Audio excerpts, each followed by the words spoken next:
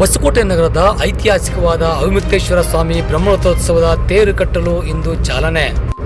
ಭಾರತೀಯ ಪರಂಪರೆಯಲ್ಲಿ ಹಬ್ಬ, ಆಚರಣೆ, ಜಾತ್ರೆ, ರಥೋತ್ಸವಗಳು ಯಥೇಚ್ಛವಾಗಿ ತಲತಲಾಂತರಗಳಿಂದ ನಡೆದುಕೊಂಡು ಬಂದಿದ್ದು, ಇದಕ್ಕೆ ಪೂರಕವಾಗಿ ಬೆಂಗಳೂರು ಗ್ರಾಮಾಂತರ ಜಿಲ್ಲೆಯ ಹೊಸಕೋಟೆ ನಗರದ ಐತಿಹಾಸಿಕವಾದ 800 ವರ್ಷಗಳ ಇತಿಹಾಸವಿರುವ ನವಸಾಲ ನಗರಿ ಎಂದೇ ಪ್ರಸಿದ್ಧಿ ಪಡೆದಿರುವ ಅವಿಮುಕ್ತೇಶ್ವರ ಸ್ವಾಮಿ ದೇವಾಲಯದ ಬ್ರಹ್ಮರಥೋತ್ಸವ ಇದೇ ತಿಂಗಳ 23ನೇ ತಾರೀಕಿನ ನಡೆಯಲಿದ್ದು, ಇದರ ಅಂಗವಾಗಿ ಇಂದು ತೇರ್ ಕನ್ವೀನರ್ ಆದ ಕೇಶವಮೂರ್ತಿ ಸೇರಿದಂತೆ ಇತರ ಸದಸ್ಯರು ಹಾಗೂ ಗ್ರಾಮಸ್ಥರ ಸಮ್ಮುಖದಲ್ಲಿ ಇಂದು ರಥೋತ್ಸವ ತೇರು ಕಟ್ಟುವ ಸಾಮಗ್ರಿಗೆ ಪೂಜೆಯನ್ನು ಸಲ್ಲಿಸಲಾಯಿತು.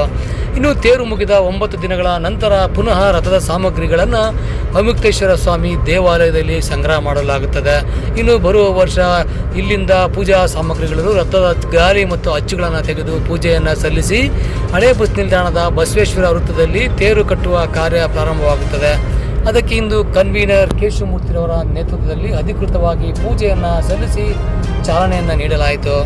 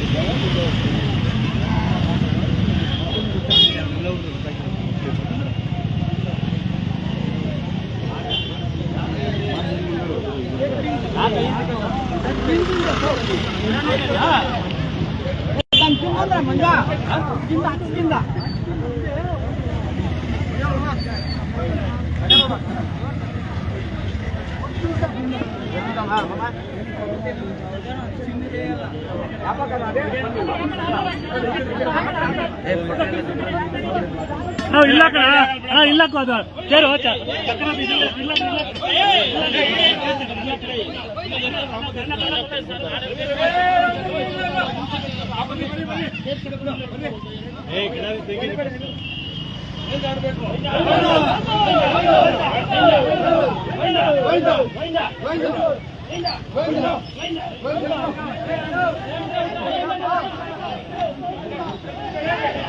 Yeah.